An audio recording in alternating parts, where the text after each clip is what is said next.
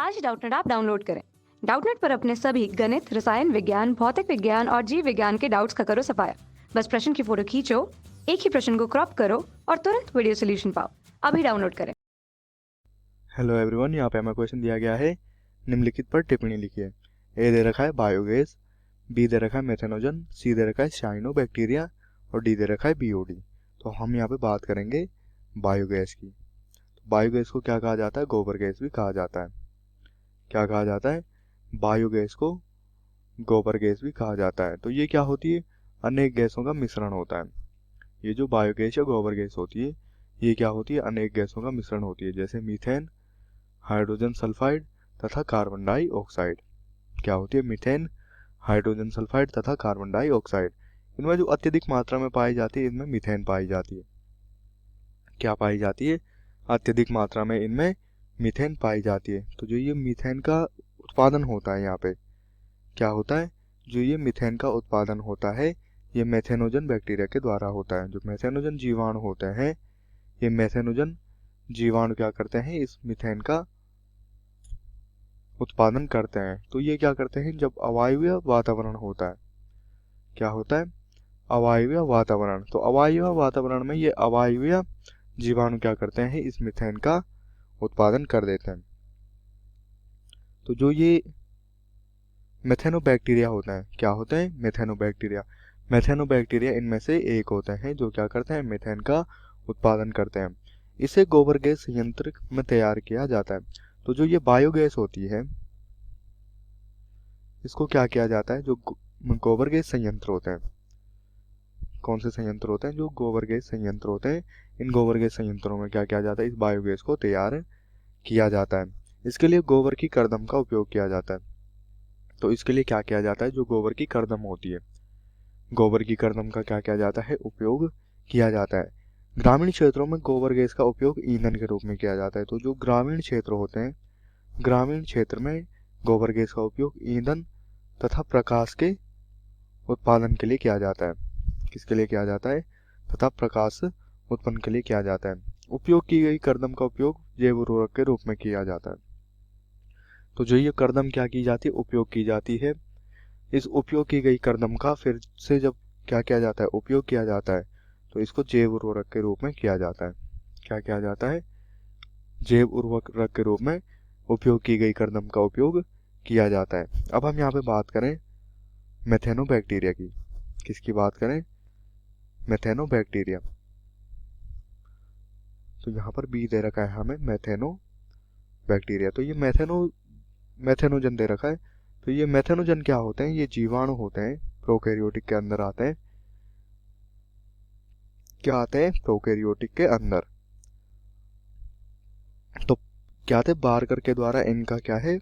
वर्गीकरण किया गया था 1956 में।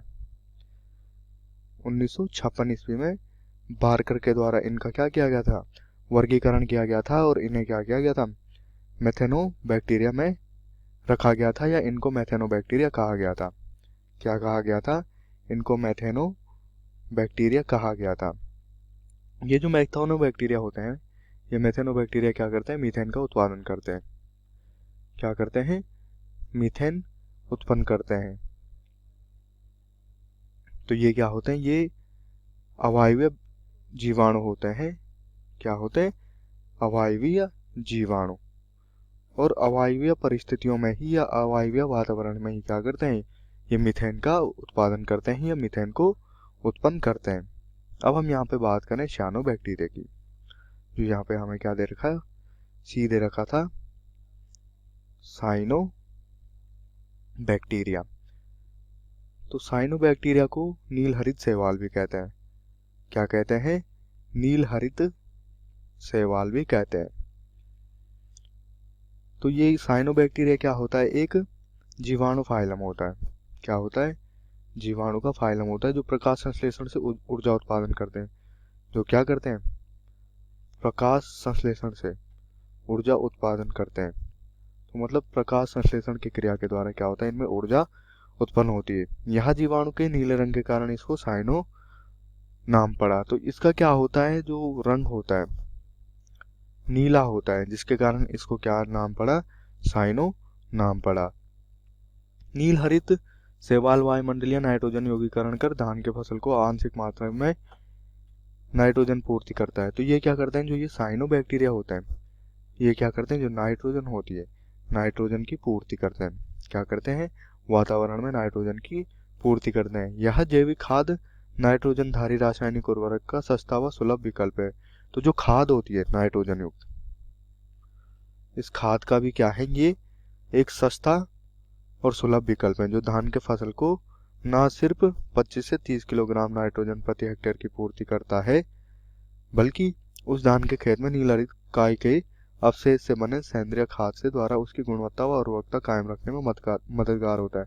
तो ये क्या करता है कि करीबन 25 से 30 किलोग्राम नाइट्रोजन प्रति हेक्टेयर की पूर्ति करता है। तो मतलब 25 से 30 किलोग्राम नाइट्रोजन प्रति हेक्टेयर की पूर्ति करता है, बल्कि उस धान के खेत में क्या करता है, जो नीले हरे शैवाल होते हैं, इन नीले हरे शैवाल के अवशेष से बने जो सेंद्रीय खाद होती है, क्या होती है, सेंद्रीय खाद, उस सेंद्रीय खाद के द्वारा उसकी गुणवत्ता व उर्वरकता कायम रखने में क्या होता है, मददगार साबित होता है। मतलब उसकी क्या रखता है, उर्वरता बना के रखता है।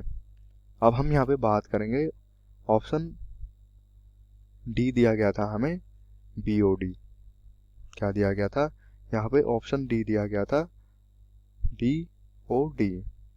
तो बीओडी का मतलब होता है बायोलॉजिकल ऑक्सीजन डिमांड। क्या होता है, बायोलॉजिकल ऑक्सीजन डिमांड, या जिसको क्या कहते हैं, जैव रासायनिक ऑक्सीजन मांग। क्या कहते हैं, जैव रासायनिक ऑक्सीजन मांग। तो ये जो जैव रासायनिक ऑक्सीजन मांग होती है, ये ऑक्सीजन का मानक है। क्या होता है, जो ऑक्सीजन होती है, इस ऑक्सीजन का क्या होता है, ये मानक होता है। इससे जल में कार्बनिक पदार्थों के अपघटन की दर का पता चलता है। तो इससे क्या होता है, जो जल में कार्बनिक पदार्थ होते हैं, क्या होते हैं, कार्बनिक पदार्थ, तो इन कार्बनिक पदार्थों के अपघटन की दर का क्या चलता है, इससे पता चलता है। स्वच्छ जल की बीओडी 1 से कम होती है। तो जो स्वच्छ जल होता है, क्या होता है, स्वच्छ जल, तो स्वच्छ जल की जो बीओडी होती है वो क्या होती है, 1 से कम होती है। क्या होती है, 1 से कम होती है। तो स्वच्छ जल की जो बीओडी होती है 1 से कम होती है। प्रदूषित जल की बीओडी अधिक होती है। और जो प्रदूषित जल होता है,